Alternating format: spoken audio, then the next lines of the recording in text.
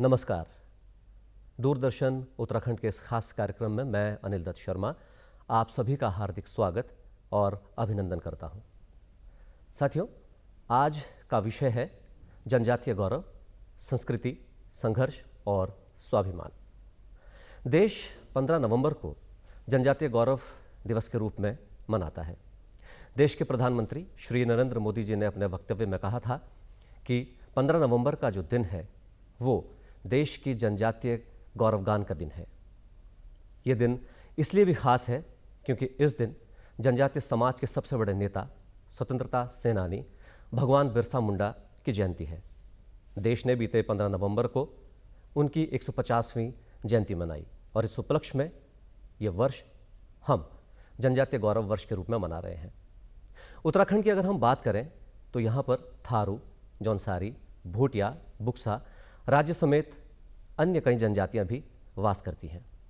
आज के इस खास कार्यक्रम में इस विषय पर चर्चा करने के लिए हमारे साथ मौजूद हैं एक बेहद ही खास शख्सियत जो विकासनगर विधानसभा क्षेत्र के विधायक हैं, साथ ही आप संविधान के ज्ञाता हैं और संसदीय परंपराओं के ज्ञाता भी हैं। हमारे साथ आज स्टूडियो में मौजूद हैं श्री मुन्ना सिंह चौहान जी। चौहान जी, स्वागत है आपका इस खास कार्यक्रम। Thank you. चौहान जी, 2021 को 15 नवंबर को देश के प्रधानमंत्री जी ने झारखंड के खूंटी से जनजातीय गौरव दिवस की शुरुआत की। मेरा सवाल आपसे ये रहेगा कि आज़ादी के 75 वर्ष के बाद जनजातीय गौरव दिवस मनाने का क्या कारण रहा? ये बहुत ही एक सुखद पक्ष है कि जो एक केवल स्टीरियोटाइप्ड तरीके की बातें देश के आज़ादी के संघर्ष के बारे में होती थी, तो जनजाति गौरव दिवस भगवान बिरसा मुंडा के जन्म जयंती से जो प्रारंभ किया गया, तो देश के असंख्य लोगों को इस बहुत विशाल और विविधता मूलक समाज में लोगों को मालूम पड़ा कि वास्तव में भारत के आज़ादी का जो संघर्ष है उसमें असंख्य नाम और गुमनाम लोग हैं जिनके संघर्षों की परिणति हुई और जिनको कभी किसी प्रकार का कोई प्रचार नहीं मिला, जिनको कभी कोई ख्याति नहीं मिली, जिनके बारे में कोई जानते नहीं थे, जिनके बारे में या उस व्यापकता के साथ बताया नहीं जाता था जिनके योगदान को था।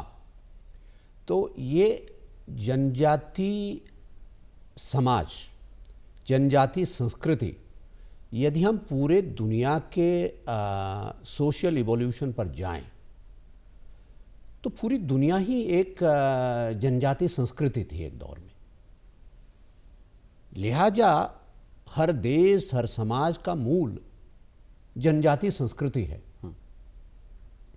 और आज के समय में आपने चूंकि प्रश्न किया कि इसका क्या आज के समय में महत्व है, आज के समय में जब दुनिया के सामने एक अस्तित्व का संकट उत्पन्न हो गया है, आज दुनिया के तमाम सारे मंचों में यूएन से लेकर के तमाम सारी जगह पर सस्टेनेबल डेवलपमेंट गोल्स की बातें करनी पड़ रही है, मजबूरी में सेव अर्थ की बात करनी पड़ रही है। सेव मदर अर्थ का कॉल सौभाग्य से इस भारत भूमि के हमारे देश के महान नेता नरेंद्र मोदी जी ने ही पूरे दुनिया को दिया।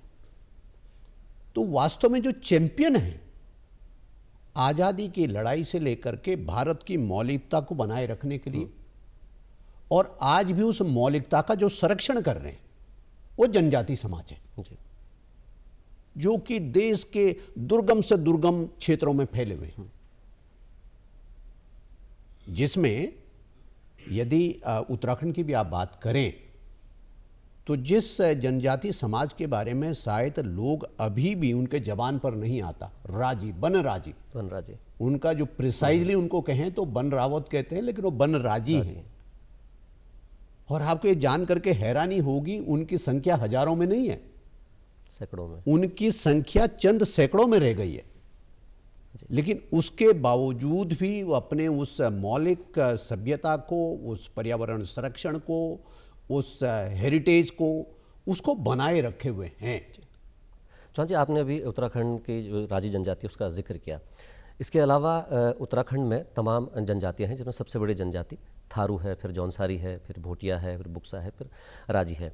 उत्तराखंड के परिप्रेक्ष्य में अगर हम बात करें, राजनीति से हटकर अगर हम बात करें, तो क्या स्थिति है अगर हम उत्तराखंड सृजन के बाद की स्थिति जनजातियों की अगर हम देखें, तो आप बतौर एक संविधान के ज्ञाता के रूप में, एक सामाजिक कार्यकर्ता के रूप में, आप किस स्थिति में देखते हैं उत्तराखंड की जनजातियों को? बिल्कुल, बड़ा इम्पॉर्टेंट है और शायद आदरणीय प्रधानमंत्री जी का उद्देश्य भी यही रहा। There was a time when people used to look down upon the tribal societies. Exactly.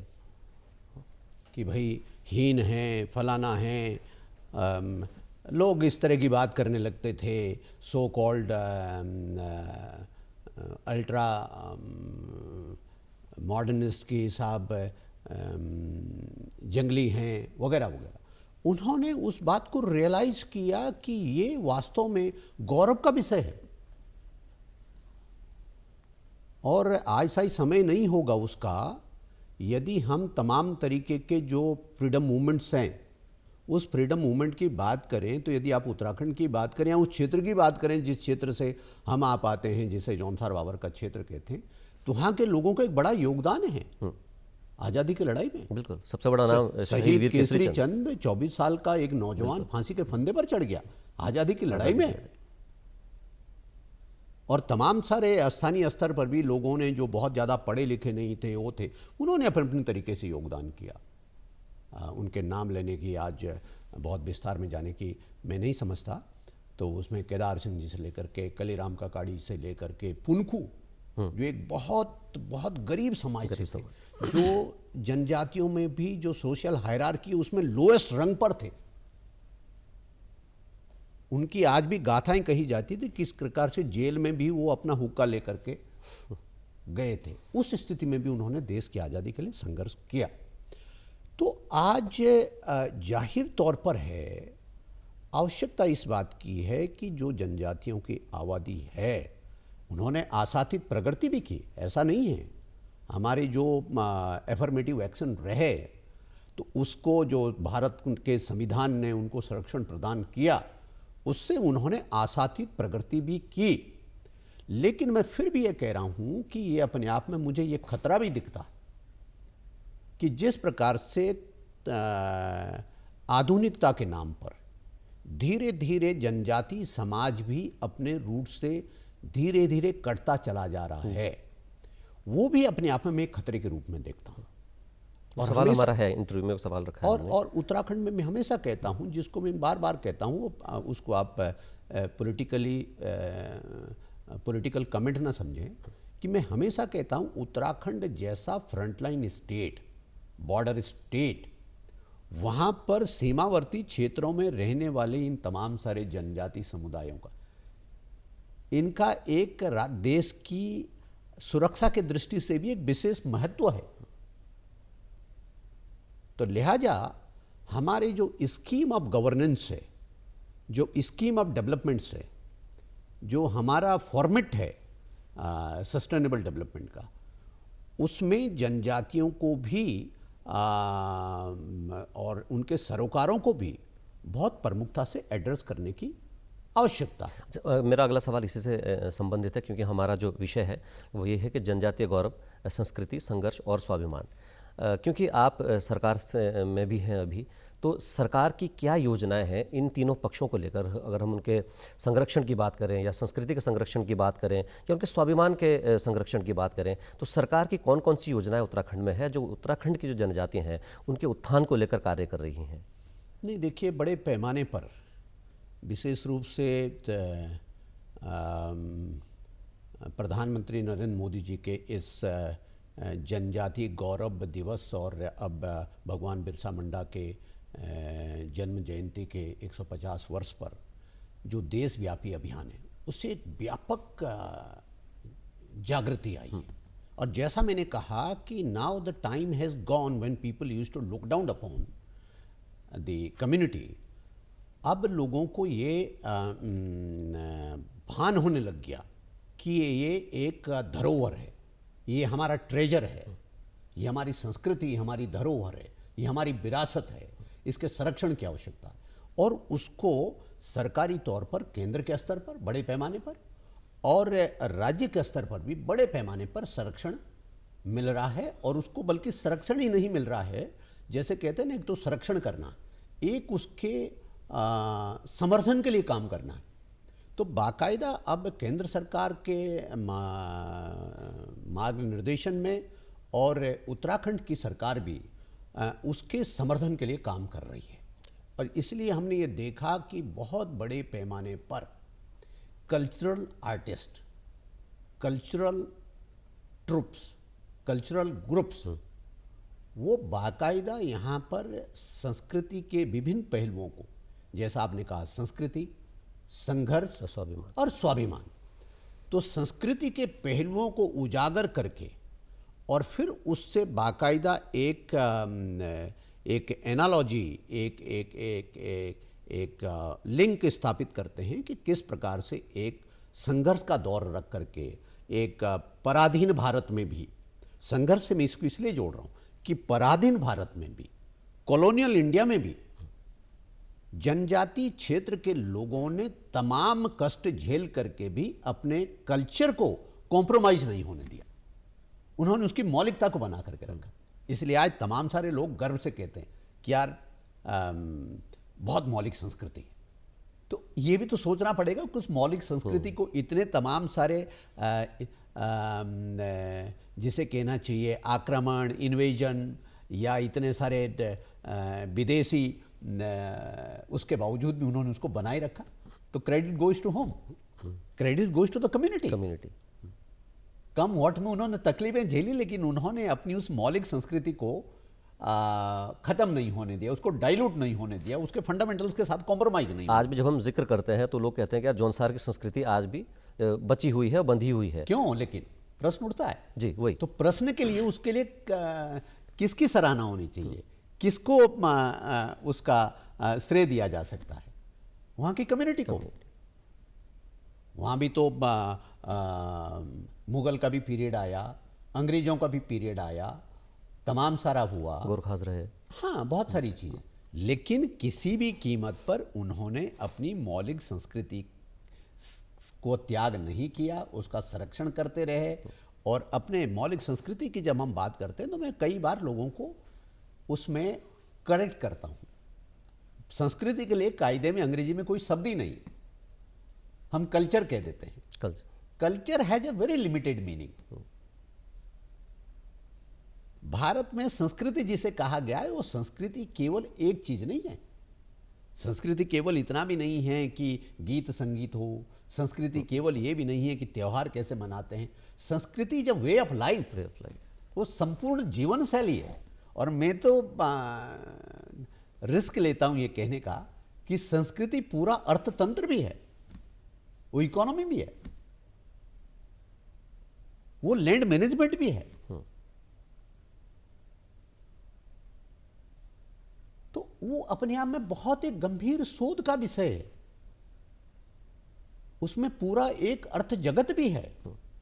और वो लोग इतने बारीकी से समझते थे कि वो इस चीज को जानते थे। और उसका नतीजा आपने देखा होगा। चलो यदि मैं पूरे उत्तराखंड में थारू की ना भी बात करूं, भले ही थरवाड़ में, थारूलैंड जिसको कहा जाता है, थरवाड़ में, उधम सिंह नगर में मेरा व्यापक घूमना फिरना रहता, मुझे बुलाते भी हैं। बुक्साड़ में मेरा काफ़ी आना जाना रहता है, उधम सिंह नगर के और खटीमा वगैरह के क्षेत्रों में, बाजपुर वगैरह के क्षेत्रों में।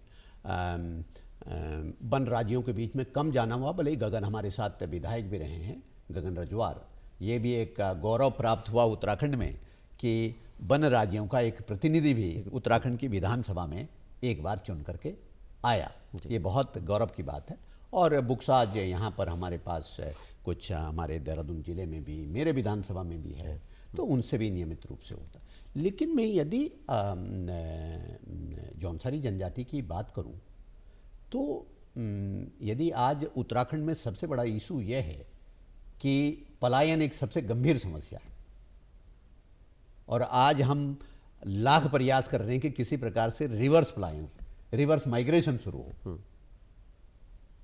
लेकिन आज आप अभी भी देखेंगे तो जॉन सार बावर जो है आज भी अपवाद है, जहां पे पलायन न्यूनतम है। तो कहीं ना कहीं वो जो जनजाति संस्कृति, वो उसके पीछे है। जो उनका संघर्ष है और जो उनका अपने संस्कृति के प्रति और राष्ट्र और समाज के प्रति एक गौरव की अनुभूति है, वो उसके लिए जिम्मेदार है। क्यों कहते हैं कम व्हाट में, you may become an IAS, you may become an IPS, you may become an corporate leader, you may get a very high packages in the abroad, लेकिन वो फिर भी पूरी तरीके से इस बात के लिए नहीं तैयार होता है कि मैं अपनी जो मेरी ज़मीन है, जो मेरा गांव है, जो मेरा वो है, उससे मैं पूरी तरीके से कट जाऊं, उसके जड़ों से मैं कट जाऊं। तो ये बड़ी बात है। ये हमारे doing a great service to the nation. ये संस्कृति है जो लोगों को जोड़े हुए हैं, और ये ट्राइबल संस्कृति जो है, एग्जैक्टली ये संस्कृति है। ये ताकत संस्कृति में ही है, ये ताकत पैसे में नहीं हो सकती। ये ताकत केवल इस बात में भी नहीं हो सकता है कि हम तथाकथित आधुनिक शिक्षा, मैं लोगों से बार बार कहता हूं कि एजुकेशन के मीनिंग डिफरेंट डिफरेंट है। आप व्यावसायिक शिक्षा जरूर करिए, आप जरूर मेडिकल साइंस पढ़िए, आप जरूर मॉडर्न साइंस पढ़िए। मैं खुद ही मॉडर्न साइंस पढ़ के यहां बैठा हुआ हूं। I hold a masters degree in physics. लेकिन अभी तो मैं तो उससे कई बार बाहर हट करके, अभी 2-3-4 महीने पहले ही हुआ, देहरादून में एक 6 WCDM हुआ था, 6 world conference on disaster management. तो उसमें प्री कॉन्फ्रेंस थी वार्डे इंस्टीट्यूट में, उन्होंने मुझे एज ए चीफ गेस्ट उसमें बुलाया। फिर उसकी मेन कॉन्फ्रेंस थी ग्राफिक अरेंज इंस्टीट्यूट में 4 दिन की। उसमें लगभग 50 कंट्रीज से ज़्यादा के डेलीगेट्स थे। सब एडवांस कंट्रीज के थे, जापान के थे, जर्मनी के थे, इंग्लैंड के थे, ऑस्ट्रेलिया के थे, बहुत सारे कंट्रीज, स्कैंडिनेवियन कंट्रीज के थे। तो I said it from the dais. तो उन्होंने तो सोचा भैया नेता आदमी है, इसको चीफ गेस्ट बुलाया तो रिबन काटेगा, घर को जाएगा। तो दे आस्क्ड मी कि sir how much time do you have? I said I have plenty of time, I have not come here to cut the ribbon and go home, I have come here for interaction with you. तो मैंने उनसे कहा भाई एक बात बताओ, disaster management की जब हम बात करते हैं, मैं पूरे हिमालय राज्यों की बात कर रहा हूँ, थोड़ा जनजाति के दायरे से भी बाहर हट करके बात कर रहा हूँ, क्योंकि हम वो भी उसी के पार्ट यदि हिमालय की बात। तो मैंने कहा कि आप कोई भी आपदा प्रबंधन या आपदा प्रबंधन में जो हम रेजिलियंस जो हम उसकी बात करते हैं, तो वो तब तक कोई रेजिलियंट सिस्टम तब तक हो ही नहीं सकता है जब तक हम मॉडर्न साइंस एंड टेक्नोलॉजी का लोकल ट्रेडिशंस के साथ, लोकल इंडिजिनस नॉलेज के साथ उसका फ्यूजन नहीं करें। दोनों का कॉम्बिनेशन हो तो ही सफलता मिलेगी, नहीं तो आप किताब पे पढ़ते रहेंगे, लागू कुछ नहीं होने का। और उसमें मैंने ये कहा जोर दे करके कि never ever try to underestimate the importance of the indigenous knowledge. जो कम्युनिटी है, जो हिमालय में रहते आए सैकड़ों वर्षों से, उनके ज्ञान को आप अंडरमाइन नहीं कर सकते, उनको इग्नोर नहीं कर सकते। तो उसमें मैंने उदाहरण दिया। दूसरे का उदाहरण दें तो कोई बुरा भी मान सकता है। मैंने अपना उदाहरण दिया कि मैं एक बहुत रिमोट पहाड़ी गांव से आता हूं, मेरा घर आज भी लगभग 150 साल पुराना होने को जा रहा है। कितने भूकंप आए, कितने होंगे, उसका तो एक पत्थर अभी तक एक तिनका उसका दरका नहीं, कितने भूकंप आए कितने। तो इसका मतलब वो मूर्ख थोड़ा थे, उनको ज्ञान था कि घर कैसे बनाया जाता है, उनको आर्किटेक्चर की जानकारी थी, उनको स्ट्रक्चरल इंजीनियरिंग की जानकारी थी कि कैसे बनने से भूकंप आएगा तो जरूरी नहीं ऐसे ये शॉक वेव ऐसे भी आ सकती है। तो उन्होंने कैसे उसको वर्टिकली हॉरिजॉन्टली उसको क्लैंप किया। तो ये तमाम सारी बातें, and you will not believe Anil ji कि वो तमाम सारे जो फॉरेन डेलीगेट्स थे, उन्होंने ये नहीं कहा कि पता नहीं ये क्या कचरी बातें बोल गया। They agreed to it. जब प्री कॉन्फ्रेंस में मैंने उनको ये बात बताया तो they said it in one voice कि सर आपने मेन कॉन्फ्रेंस के लिए हमारे लिए एजेंडा तय कर दिया। और मेरे बाद जितने भी सब एक्सपर्ट्स उस पर बोले तो उन्होंने अपना फोकस जो है, जो इंडिजिनस नॉलेज है, जो इंडिजिनस कम्युनिटी है, क्योंकि सबसे पहले फर्स्ट रिस्पॉन्डर तो कम्युनिटी होता। और ट्राइबल्स में तो कमाल की चीज़ है कि उन्होंने उस बात को बहुत संरक्षित करके रखा। अच्छा, मेरा अगला सवाल आपसे रहेगा, क्योंकि केंद्र सरकार और राज्य सरकार का यूनिफॉर्म सिविल कोड एक एजेंडा रहा है और रिपोर्ट भी जो है वो कमेटी ने सरकार को सौंप दी है, तो कभी भी यूसीसी लागू हो जाएगा। ये प्रश्न आता है कि यूसीसी में ट्राइब्स जो है उत्तराखंड की, उनको बाहर रखने के पीछे क्या लॉजिक है या क्या कारण है, उनको क्यों सम्मिलित नहीं किया गया है, उसको लेकर आपके क्या विचार हैं? मैंने अभी थोड़ी देर पहले जवाब दे दिया कि राजी जनजाति है। राजी जनजाति की आबादी बड़ी नहीं है, बेतासा गिरी है। अब वो they are on the verge of extinction, वो विलुप्त होने की कगार पर हैं, तो उनकी आबादी बढ़ाने की आवश्यकता। और यदि आप ओवरऑल भी देखेंगे तो ट्राइबल पॉपुलेशन में पॉपुलेशन ग्रोथ नहीं हुआ, मात्र 3%, डाउनवर्ड ट्रेंड आया है। मात्र 3% है, 3 भी पूरी नहीं है, 2.9%, उससे भी कम हुआ है, डाउनवर्ड ट्रेंड है। अभी आप ये रिसेंट लिखेंगे तो डाउनवर्ड ट्रेंड है। तो इसलिए इन तमाम सारे पहलुओं को ध्यान में रख करके कि ऐसा ना हो कि हमने कोई ऐसी चीज़ कर दी और उसके बाद जो है जो ये जिसे कहना चाहिए उसमें भी विशेष रूप से उसमें भी जो पीटीजीज है, प्रिमिटिव ट्राइबल ग्रुप्स हैं, जिसमें बुक्साज है और बनराजीज, थारूज एंड जौनसारीज उसमें नहीं है, जो प्रिमिटिव ट्राइबल ग्रुप्स है। प्रिमिटिव ट्राइबल ग्रुप्स में तो संरक्षण के और भी आवश्यकता है और तमाम सारी चीज़ों की, उनके सामने और भी कई तरीके के संकट हैं।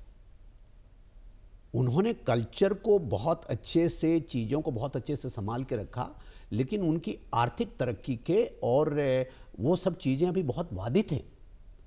और पॉपुलेशन में तो मैंने कहा ही कि डाउनवर्ड ट्रेंड है सब में। तो इस वजह से इन तमाम सारी चीज़ों पे गंभीरता से जो कमेटी बनी थी जस्टिस रंजना देसाई की अध्यक्षता में, सुप्रीम कोर्ट के रिटायर्ड जज, और जिसमें नामचीन दूसरे लोगों को भी, फॉर्मर चीफ सेक्रेटरी, कानून के ज्ञाता और तमाम सारे लोगों ने, और केवल कमेटी ने रिपोर्ट मात्र नहीं दी, कमेटी ने जो रिपोर्ट दी उस कमेटी की रिपोर्ट को भी फिर शासन ने एक बाकायदा हाई पावर कमेटी कॉन्स्टिट्यूट की कि इसके इम्प्लीमेंट करने में क्या क्या कठिनाई आएगी। फिर उस कमेटी की भी कुछ फाइंडिंग्स है, फिर उस कमेटी की फाइंडिंग के आधार पर फिर से एक कमेटी को उसको सुपुर्द किया गया कि रूल्स बनाओ। तो क्या हम ये कह सकते हैं कि लागू करेंगे यूसीसी एक्ट को तो बाकायदा उसके तहत रूल्स बनेंगे, तो जो कुछ वो रह गई उसको रूल्स बनाने में हम टेक केयर करेंगे। हम बात करते हैं जंगल, ज़मीन और पानी की, क्योंकि अगर हम ट्राइब्स की बात करते हैं तो हमारा सीधा सीधा जाता है कि वो जो है जंगल पे आश्रित हैं, ज़मीनों पे आश्रित हैं, या फिर जो पानी, जो पहाड़ से निकलने वाला पानी है।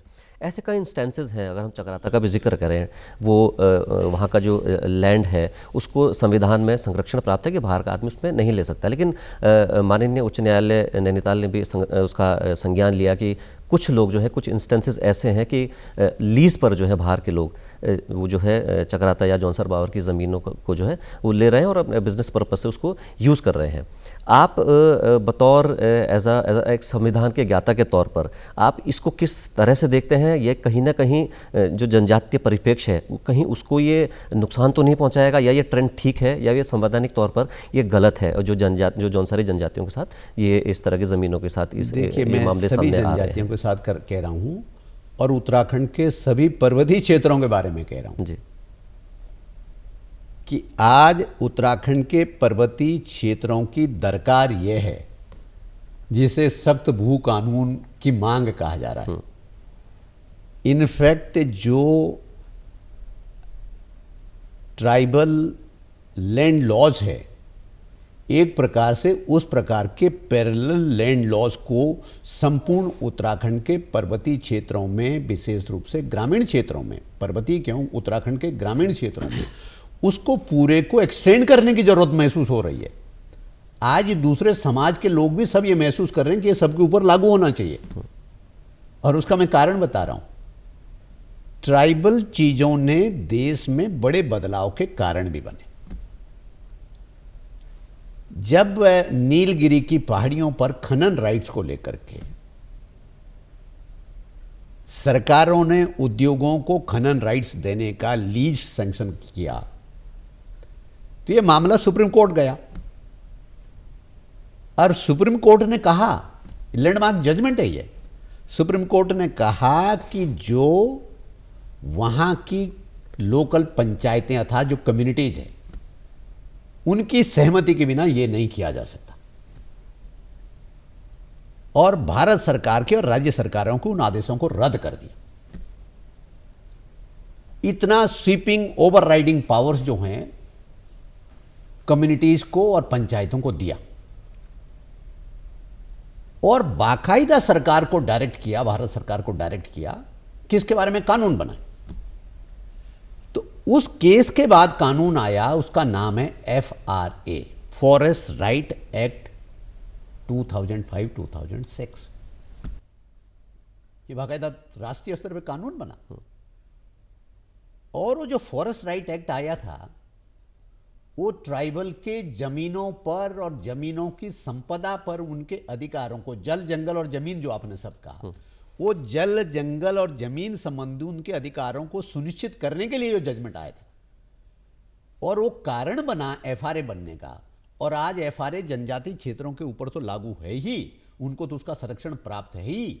जनजाति क्षेत्रों से बाहर भी जहां कहीं ग्राम समाज की, जहां कहीं समलाइती, जहां विलेज कम्युनिटी की कोई, जिसे हम सरकारी बंजर भूमि कहते हैं, उसमें ये सबके लिए लागू कर दिया गया है कि कम्युनिटी की सहमति लेना उसमें जरूरी है। चाहे सरकार सड़क ही बना रही है, लेकिन they are required to seek a सहमति लोकल कम्युनिटी से, पंचायत से, उनसे उनकी कंकरेंस लेनी पड़ेगी, सहमति लेनी पड़ेगी। और आज वो कानून बन गया और उससे बहुत सारी चीज़ों में संरक्षण मिल रहा है।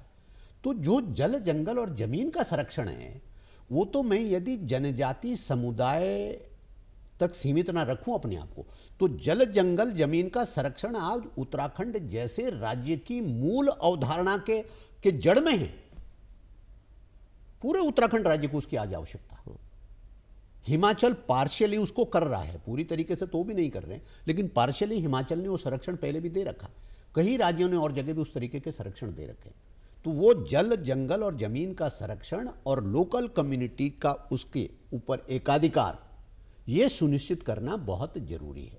जहां तक जॉनसार बाबर के कहा, इसीलिए ही कोर्ट्स ने उसके ऑब्जर्वेशन किया कि आप उसको डाइग्रेस नहीं कर सकते, आप उसको डिसेप्शन से उसको ओवरराइट नहीं कर सकते, आप गच्छा देकर के उसका विकल्प नहीं निकाल सकते। कहने का मतलब आपने कहा गया कि जनजाति की जमीन ना तो गैर जनजाति को बेची जा सकती है, ना गैर जनजाति को किराए पे दी जा सकती है। तो आपने कहा कि साहब आपने जो 143 कर लिया और उसको गैर कृषि भूमि बनाई और फिर किसी की गैर जनजाति को ट्रांसफर कर दी। तो आपने जो है, दिस इज ए डिसेप्शन। इसलिए जो 143 करके गैर जनजाति को यदि वो जमीन दी गई है तो वो भी एक प्रकार से जो लॉ है उसका वायलेशन है, और उसी के ऊपर हाई कोर्ट ने टिप्पणी की है। जो तमाम सारे लीज वगैरह पे कर रहे हैं वो हाई कोर्ट की स्क्रूटनी में उसमें केस चल रहा है। और ये 143 का जिस प्रकार से केवल जनजाति क्षेत्रों में नहीं, उत्तराखंड के जो दूसरे भी विशेष रूप से पर्वतीय क्षेत्र है और तमाम सारे स्थानीय जो भू कानून था हमारा 250 गज का वगैरह का, उसको बाईपास करने के लिए या उसको गच्चा देने के लिए या बाई डिसेप्शन वो लोगों ने बड़े पैमाने पर कृषि भूमि को 143 उसकी कराई और फिर उसको सामान्य बाहर के लोगों को उसको बेच दी, और उसके दुष्परिणाम है जो आज देखने को मिल रहे। अच्छा, जिसकी वजह से लोकल्स को, उत्तराखंड के लोगों को खड़ा होकर के इस बात के लिए मजबूती से कहना पड़ रहा है कि सख्त भू कानून आए जिसके अंदर इस तरह की गड़बड़ी करने की कोई गुंजाइश ना छोड़ी जाए। कोई करता है, इस तरीके का कोई ट्रांजैक्शन हुआ है, इस तरह की कोई डील हुई है, तो निश्चित रूप से वो कानून की नज़र में नल एंड वाइड होनी चाहिए, वो एक प्रकार से कानून की नज़र में शून्य होनी चाहिए। क्योंकि इस तरह के मैनिपुलेशन से तो फिर जो संस्कृति है जनजाति जिसकी हम बात कर रहे हैं उसका तो फिर संरक्षण होगा नहीं होगा, उससे संरक्षण नहीं होगा जी। अच्छा, वो जो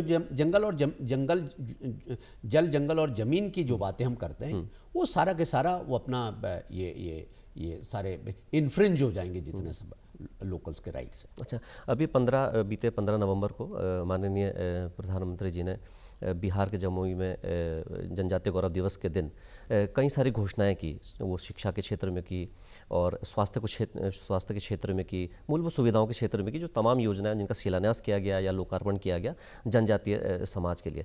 उत्तराखंड की अगर हम बात करें, खासकर उन जनजातियों की जो हिमालय क्षेत्रों में रह रही हैं, चाहे वो जौनसार में हो, चाहे वो पिथौरागढ़ में हो, धारचूला में हो, शिक्षा और स्वास्थ्य की हम तमाम खबरें देखते हैं कि कहीं अस्पताल नहीं है, कहीं डॉक्टर्स नहीं हैं। तो ये मूलभूत सुविधाएं जो है, ये सरकार क्या कदम उठा रही है कि जो मूलभूत सुविधाएं हैं शिक्षा को लेकर, स्वास्थ्य को लेकर, वो जनजातीय क्षेत्रों तक पहुँचे, जो खासकर जो दुर्गम क्षेत्र हैं, बिल्कुल जो रिमोट एरियाज़ हैं। काफ़ी मल्टी प्रॉन स्ट्रेटेजी है ये। पहले संरक्षण से हुआ तो बाकायदा देहरादून के अंदर ही हमारी लगातार, यदि मैं 7-8 सालों की बात करूं, तो इस 7-8 साल के अंदर TRI एक बना, ट्राइबल रिसर्च इंस्टीट्यूट। तो उसमें तमाम सारे जो उसके आर्टिफैक्ट्स हैं, फलाना है, आर्टिजन्स है, फलाना है, उन सब चीज़ों को संरक्षण करने का काम उसमें किया जा रहा है। और उसमें तमाम सारा हैंडीक्राफ्ट वगैरह है और उसको अच्छा खासा बाज़ार भी मिल रहा है। वो पॉपुलर भी हो रहे हैं और उससे जो उसके बनाने वाले हैं, उस काम को करने वाले लोग हैं, उनकी हैंड होल्डिंग भी बढ़ रही है। सरकार उनकी हैंड होल्डिंग बढ़ा रही है और उनकी आर्थिक तरक्की भी हो रही है। एक आपने बड़ी बात कही कि शिक्षा जब हम संस्कृति के संरक्षण की बात करते हैं तो उसका ये बिल्कुल मतलब नहीं है कि उनको एक्सेस नहीं होना चाहिए आधुनिक शिक्षा का। तो इसलिए मैंने शुरू में ही कहा कि वो जिसे कहना चाहिए एक बहुत आधुनिक शिक्षा का एक्सेस उनके लिए बहुत ज़रूरी है, लेकिन साथ ही साथ आधुनिक शिक्षा के बावजूद भी उनको संस्कृति के संरक्षण के लिए भी, क्योंकि बहुत आधुनिक तरीके से मैंने भी कहा I had a modern education, लेकिन मैं आज संस्कृति के संरक्षण के बारे में तो उतना ही जागरूक हूँ, बल्कि कई मामले में कह सकता हूँ ज़्यादा ही जागरूक हूँ। जो लोग गलतियाँ भी कर रहे हैं उसके बारे में भी मैं आगाह करता हूँ। तो ये सब होना चाहिए। उसके लिए सरकार ने बहुत कदम उठाए। कैसे कदम उठाए? आश्रम पद्धति विद्यालय, आश्रम पद्धति बाकायदा आवासीय विद्यालय बनाए गए। उसको पहले से भी थे, यूपी के समय से भी थे। अब उस आवासीय विद्यालयों की चेन को और स्ट्रेंथन करने का काम किया गया। बच्चे वहीं पर रहेंगे, उनको अच्छी शिक्षा मिलेगी। जो दूर से आने जाने का वो नहीं है, कोई बात नहीं, जब छात्रावास है तो दूर और नज़दीक का विषय नहीं। आश्रम पद्धति विद्यालयों के चेन को बहुत मजबूत किया। भारत सरकार ने एक बड़ा इंपॉर्टेंट काम किया, वो है एकलव्य विद्यालयों का। एकलव्य विद्यालय तो आप समझ ही रहे हैं, एकलव्य वो तो सीधा सीधा जनजाति समाज के और जनजाति की जो एक हमारा एक धरोहर है और हमारी जो आध्यात्मिक मान्यताएं हैं, और एकलव्य की जंगलों में शिक्षा दीक्षा जिस तरीके से, तो वहीं से उसको ड्रॉ किया गया। तो एकलव्य विद्यालय हमारे यहाँ कालसी में खोला गया। सौभाग्य है कि एक दूसरा विद्यालय चक्राता में और खोला गया, एकलव्य विद्यालय मैरावना में। तो ये एकलव्य विद्यालयों की जो श्रृंखला है, इट्स डूइंग वंडर्स। मैं यदि कालसी एकलव्य विद्यालय की आप बात करूं, पूरे देश के अंदर एकलव्य विद्यालय है, तो कालसी एकलव्य विद्यालय आज देश के एकलव्य विद्यालयों में उसकी रैंकिंग टॉप पर है, नंबर 1 मॉडल स्कूल है, मॉडल स्कूल। वहाँ के बच्चे आज मेडिकल में, IITians, फौज में, DU में, इंजीनियरिंग में और कॉर्पोरेट में। और उन बच्चों को चूंकि उस स्कूल में, मैं किसी औपचारिकता, जब स्कूल की बात आती है तो मैं व्यक्तिगत तौर पे कभी औपचारिकताओं में नहीं पढ़ता, बुलाएंगे तभी जाऊंगा करके ऐसा नहीं है। मैं स्वेच्छा से भी बहुत आता जाता रहता हूँ। वहाँ के टीचर्स, वहाँ के प्रिंसिपल, वहाँ के स्टाफ से बहुत रेगुलरली इंटरेक्ट करता हूँ, बच्चों से इंटरेक्ट करता हूँ। मतलब मुझे कहने में कोई संकोच नहीं है कि देहरादून में बहुत लोगों को जो बहुत भ्रांति होगी पब्लिक स्कूल्स के मामले में, देहरादून के most of the public school से, मोस्ट ऑफ द, सबसे तो नहीं मैं कहूँगा, most of the public school से एकलव्य विद्यालय के बच्चों का स्टैंडर्ड बहुत बेहतर है। और वो सारे बच्चे जनजातीय बैकग्राउंड से आते हैं। जनजाति साधारण खेती-बाड़ी करने वाले, खेती किसानी करने वाले, पशुपालन करने वाले। और उसमें अच्छी बात ये रखी गई है कि that school does not limit itself to one particular जनजाति। वो उत्तराखंड के 5 जनजातियों के बच्चे उसमें एडमिशन एक ही स्कूल में आपको मिलेंगे। उसमें आपको थारू भी मिलेगा, उसमें बुक्सा भी मिलेगा, आपको राजी भी मिलेगा, उसमें जौनसारी भी मिलेगा, उसमें सभी जो हैं 5 के 5 का उसमें ये उसका फॉर्मेट है कि उनको सब जगह के रखने हैं। और उसी प्रकार से उधर हमारे पास रुद्रपुर काशीपुर की तरफ भी विद्यालय है। अच्छा चौहान जी, क्योंकि इसको और बढ़ाने का प्रयास करें। समय का हम पे अभाव है, सवाल तो बहुत सारे हैं। एक अंतिम प्रश्न आपसे एक संदेश के साथ, क्योंकि आप संविधान के भी ज्ञाता हैं, एक बतौर ट्राइबल कोई अगर जो उत्तराखंड का जो ट्राइबल है या कोई ट्राइब का जो व्यक्ति है जिसको अपने अधिकारों के बारे में ज़्यादा पता नहीं है, क्या क्या अधिकार संविधान ने उसको दिए हैं बतौर एज अ ट्राइब, एक संदेश के साथ आप हमारे दर्शकों को देखिए बड़ा है। पहले तो आर्टिकल संविधान के अनुच्छेद 1516 के तहत जी सेवाओं में आरक्षण तो है ही। सेवाओं में आरक्षण के साथ ही साथ अभी हम चर्चा कर रहे थे आपको ये देशव्यापी है कि आपको विशेष संरक्षण है कि आपकी जमीन गैर जनजाति को ट्रांसफर नहीं हो सकती। और यही कारण है कि वहाँ की ज़मीनें बची हुई हो, नहीं तो वहाँ की भी बिक चुकी होती। बिल्कुल यही कारण है। और जहाँ जहाँ पे संरक्षण है देशव्यापी है। आपको बाकायदा अभी झारखंड राज्य बन गया तो झारखंड राज्य में रांची में अधिकांश जमीन है जनजातियों की, इसलिए बची हुई है। नॉर्थ ईस्ट सबसे बड़ा सबसे बड़ा उदाहरण है। छत्तीसगढ़ उदाहरण है। तो ये तमाम सारे। और दूसरा मैंने कहा कि शिक्षा के क्षेत्र में आपको आप पढ़ते हैं, आपको स्कॉलरशिप सरकार देती है, आपको सारी की सारी आप किसी भी सरकारी विद्यालय में पढ़ते हैं, यहाँ तक कि आप इंजीनियरिंग करते हैं, आप मेडिकल करते हैं, तो सारा के सारा आपको स्कॉलरशिप तो देती है, साथ ही साथ आपकी ट्यूशन फीस सारी की सारी सरकार पे करती है। बस आपको केवल अच्छा परफॉर्म करना है। और उसके अलावा यदि आप स्वरोजगार भी करना चाहते हैं तो स्वरोजगार के क्षेत्र में भी, स्वरोजगार भी आज एक बड़ा क्षेत्र है। और मैं बल्कि आपके इस राष्ट्रीय मंच के माध्यम से, क्योंकि दूरदर्शन देश का सबसे एक प्रकार से अर्ध सरकारी चैनल भी है और प्रतिष्ठित भी हैं, अपनी उसकी एक लेगेसी है, मैं इसके माध्यम से भी कहूँगा कि अच्छा सुखद पहलू ये आ रहा है कि अब जनजातीय क्षेत्रों के बच्चे केवल सरकारी नौकरियों पर निर्भर नहीं रह रहे हैं, वो बड़ा स्टार्ट कर रहे हैं, स्टार्टअप शुरू कर रहे हैं, अच्छे स्टार्टअप्स, सफल स्टार्टअप्स। वो कॉरपोरेट में बड़े बड़े जॉब्स पर जा रहे हैं। और जो कॉरपोरेट में नहीं जा रहे, स्टार्टअप नहीं कर रहे हैं, आज आप यदि जाएंगे, यदि आप चक्राता क्षेत्र में जाएंगे तो हॉस्पिटैलिटी में उन्होंने उभरता हुआ क्षेत्र चक्राता जबरदस्त काम किया है नौजवानों ने, बच्चों ने। और I remember some of them IIM Ahmedabad का ग्रेजुएट आकर के कॉर्पोरेट जॉब को छोड़ करके उन्होंने अपने चक्राता क्षेत्र में वहाँ होटेलियर्स और वगैरह वो तमाम सारी hospital industry he is doing wonders. और मतलब वास्तव में वो जॉब सीकर से जॉब गिवर बन गया।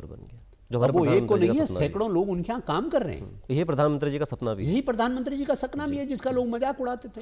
यहाँ देहरादून के अंदर आंगन नाम का एक वो है, वहाँ का चक्राता का नौजवान है जयपाल, आज वो कई दर्जन लोगों को रोजगार दिया हुआ है, होम स्टे चल रहे हैं। और सबसे बड़ी उसकी हॉस्पिटलिटी इंडस्ट्री में, कैटरिंग में उसकी पूरी देहरादून में एक अलग किस्म की रेपुटेशन है। आज उसने होम स्टे का बड़ा कारोबार वहाँ पे शुरू किया है। आज तमाम सारे बच्चे उसको कर रहे हैं। डॉक्टर भीमराव अंबेडकर ने जो संविधान का निर्माण किया उसमें इसको कहा है एफर्मेटिव एक्शन, कि जो वीकर कम्युनिटीज है सोशियो इकोनॉमिकली व्हाटएवर, तो उनके एडवांसमेंट के लिए एफर्मेटिव एक्शन इसको कहा गया। एक level playing field sort of thing. Yes, to bring them to a level playing field.